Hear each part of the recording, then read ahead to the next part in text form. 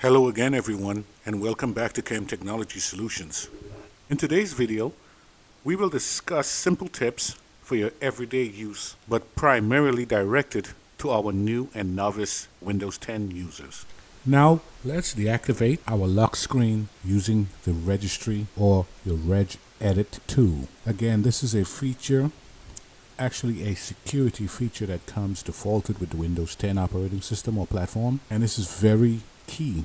This protects unauthorized access to your system when I guess you're not there. Okay, this is a key and important feature designed by the Windows operating system and crucial default. But there are times that you need your Windows 10 system to stay unlocked for an extended period of time. For example, if you need immediate or real-time access to data or status updates in an emergency, for instance a status board, you will need your system to stay unlocked for a delayed period of time. So let's take a look at this setting and how to deactivate it within registry edit or regedit. First, we will go to our search prompt, then we will type run. It auto-populates. Click run, type regedit. Rule of thumb, back up our registry prior to making any other edits. Drop a comment in the comment section to let me know if you would like me to delve deeper into this subject, dealing with how to back up your registry. We're going to navigate to this link. And we're going to look for the HKey local machine. Software policies is Microsoft. Windows. In Windows, you're going to create your own personalization key. That's going to operate whereby when your computer boots, it's going to just go right into your system and stay unlocked. Let's go ahead and create our own key value for Windows to recognize, and we're going to activate this as well. Right click, then you say new, then you're going to go to key. Name this particular key personalization. Then within this particular value, you'll create a D word. New D word 32-bit value, and we will name that no lock screen, and then we will activate this. Right now it is deactivated. Within registry, the system recognizes 0 as off and a 1 as activated or on. So now we're going to modify, change this particular hexadecimal value to 1, and you say OK, and now it is activated. You can close this down. Okay, you can close that down and then reboot. And when you reboot, it will bypass your login entry, asking for your credentials and for your password. It will go right into your desktop or your application as you designate, automatically launch or manually activate an application, and it will stay unlocked until you manually override it and do a Control-Alt-Delete or lock your screen. Next, we will activate an attribute that will force applications to automatically close upon shutdown. There are times when Microsoft tries to shut down or restart or close itself, and there are several applications that would come up to say these particular applications are holding the system up from shutting down or rebooting. And then there are two options to either force the close of these applications or cancel, where it just takes you right back into Windows and does not restart or shut down. So let's take a look at these settings now. We're going to be using registry editor again to activate this particular feature. So let's take a look and go to your search feature. Again, type in REG and it will auto-populate. Then you run this as an administrator. Now once you are in your registry, we're going to navigate to this path. We're going to go to HKey current user, the control panel. We'll go to the desktop. Click the entire folder, and we want to ensure all of this are visible. Okay, so we're going to be looking for 3 particular strings: the auto end tasks, wait to kill app timeout, and hung app timeout. Now if any or all of these are not in existence within this particular folder, the desktop folder, you have to create each one of these. All 3 will enable that particular feature to activate and automatically close your application. So let's take a look to find if these particular keys is not within the registry. So let's create all 3 of these key strings and attributes right now. But first, let's take a look at the auto end tasks. So we're going to copy here, and then we're going to right click a new string value. Then you name this value, and you name it auto end tasks. Set this value. I'm going to set this to just one. That is the first one that's created. Okay, next we will create the hung app timeout. Right click anywhere in the blank space within your registry window, and we will say again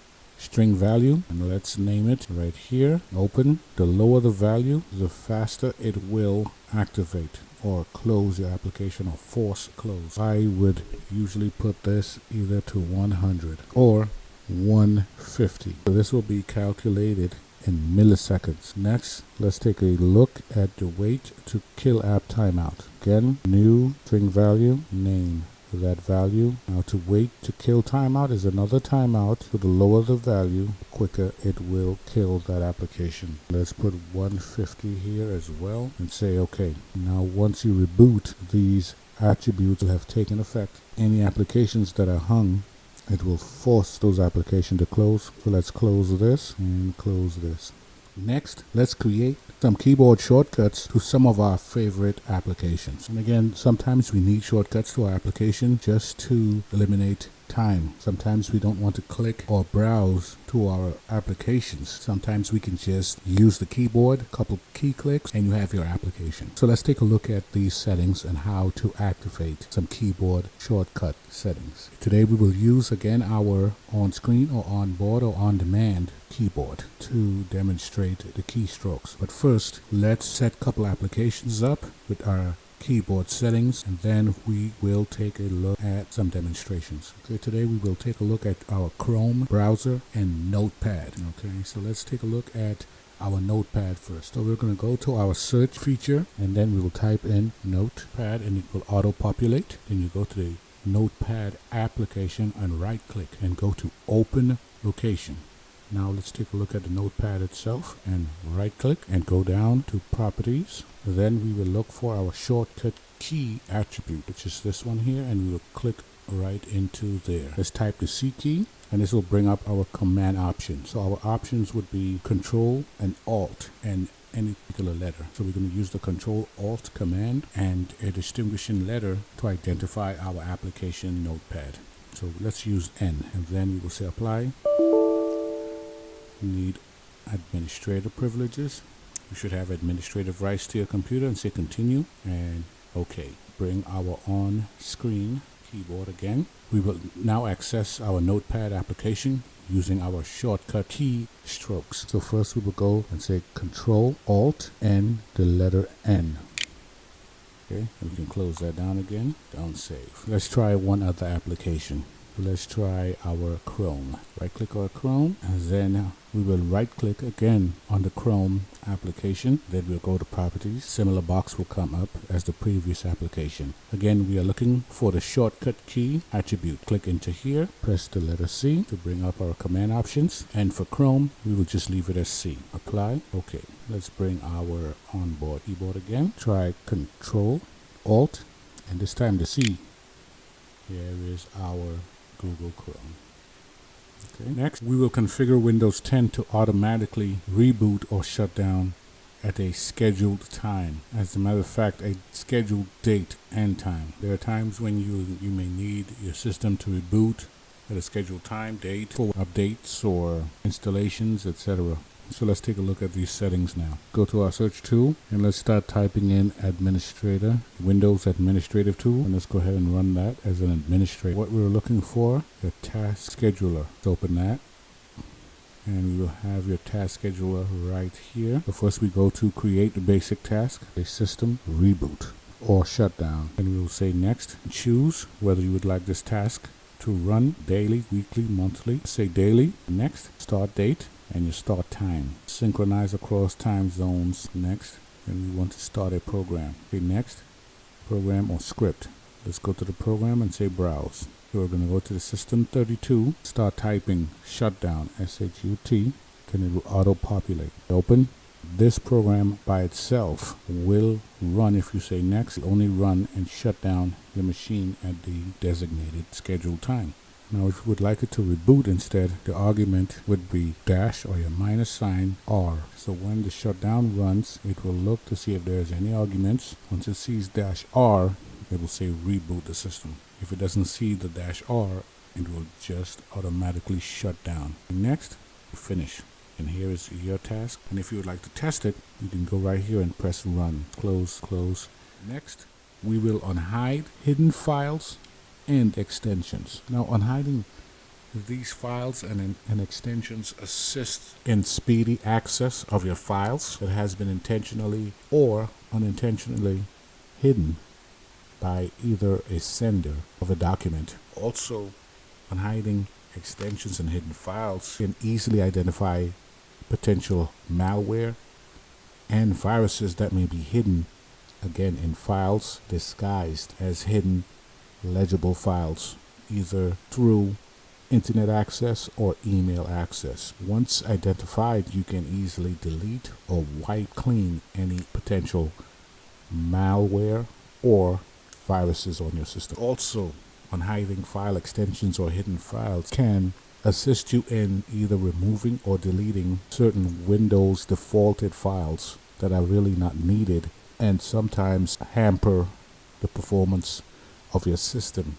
This is also called bloatware or bloated files. You can easily identify these by unhiding the extensions or the hidden file attribute and remove those files. So let's go ahead and access these files. First, we start by going to our search feature again and type in folders. Okay, any one of those folders would do. Your File Explorer folders, which is File, and you can go to Change Folder and Search Options, View. Okay, what we are removing, the hide extensions for known file types, and you're going to deselect or unselect the hide protected operating system files, which again comes defaulted with your Windows 10. I want to say yes, select it. Okay, you can say apply, say OK, and you can close your file. Right? These files are hidden for your system to operate correctly. So please drop a comment in this section if you would like me to delve deeper into bloat files, files that are not needed for your system, and I can show that in another video. If any portion of this video was beneficial to you, go ahead and subscribe, like, comment, and share this video. And thank you again for visiting CAM Technology Solutions.